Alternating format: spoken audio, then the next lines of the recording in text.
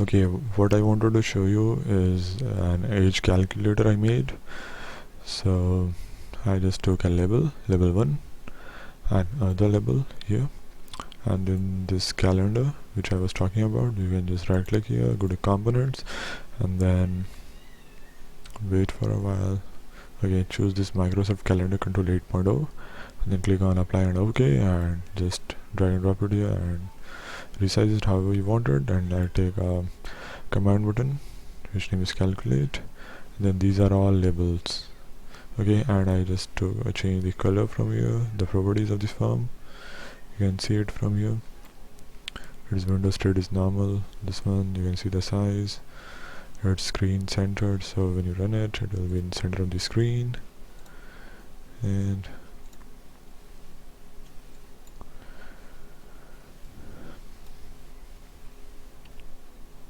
you can see you can change the default mouse pointer, you can change the icon of this program, like the icon of this form is this one. So when you make an executable file from it, its icon will also be like this one. I chose it from this option where it goes.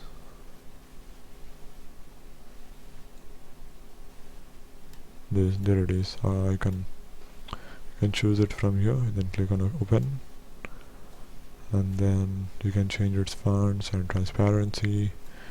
You can change its caption from here, and link topic from here. You can change its background color from this back color. I chose this one, inactive title bar, and then you need to choose it fixed dialog from here, else it is just gonna look really messy. So that's it. And for the coding part, this is the coding for it.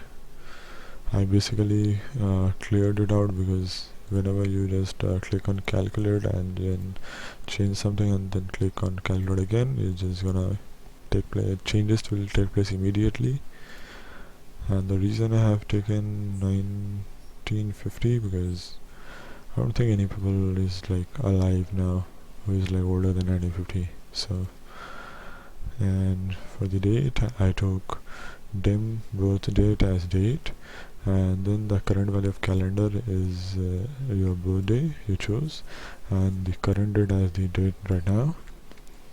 And then if your current month of if the current month of current date is greater than or equals to your birth date month, then it will just simply minus your years.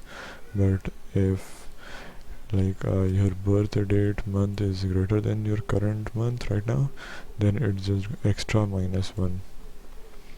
So it will, for example, if this guy is 70 years old, so January is actually less than the time I'm recording it, which is March, so it's showing 2 months and 70 years. But if actually the month is slightly higher than March, which is April, and you calculate hello, okay, I didn't choose the date. Okay, I chose the date April 1950. See, its age reduced to 69. So that's the magic here, -1. Then this part was for year, and this part is for month. So if your birth date month is less than or equals to the current month, then it will just minus the months. But if your birth date month is greater than the current month, then you need to minus the whole subtraction with 12, because we have 12 months, right? And then for the date, it's really tricky right here, because if the the day of the birth date is less than the current date, then it will just less than or equals to the current date, it will just simply subtract it. But if the day of the birth date is greater than the current date, then you need to do all of these steps, if the month is like January or March or like May, July, August, and then October and December, these are like 31 days months, so you need to like subtract both of those days and then subtract it with 31. And if it is like April, uh, June or September or November, you need to like subtract it 30 because those months are of 30 days. And if it is February, so then you have two cases. If the year is leap year, then it will be subtracted with 29, and if the year is like not a leap year, then it will be subtracted with 28. So we are basically checking if year of your birth date with a modulo 400. So basically after dividing your birth year with 400, and if we get a remainder of 0, or after dividing your birth year with 4, if we get a remainder of 0, and if your birth year is divided by 100 which is not equal to 0, then only it is a leap year. So this part is mandatory. These two stuffs are optional, this one and this one. This portion right here and this portion right here. If any of these two satisfy, then the year is leap year, but this thing need to be satisfying, this portion. It is a must. So that's how you can code it like this. And do remember to give your form a name. I name it as age calculator, and do name your project also. Okay, because if the name of the project will be used as your like project in your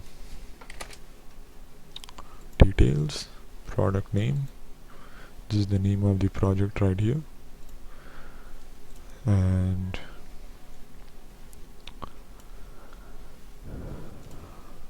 when you run it, it will look like this.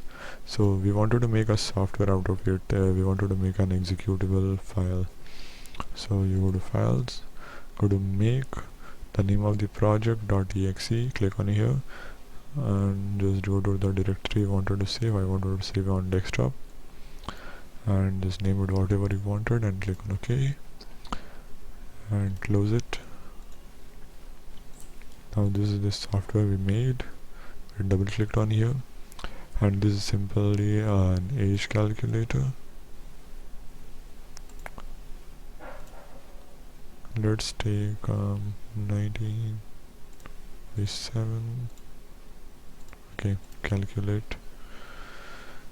So you can give this software to anyone, any of your friends. You can post it on internet. You can just give it to anyone, and they will be able to use it without even having this Visual Basic, because as you can see, it's just basically an executable file of 500 KB. So that's it.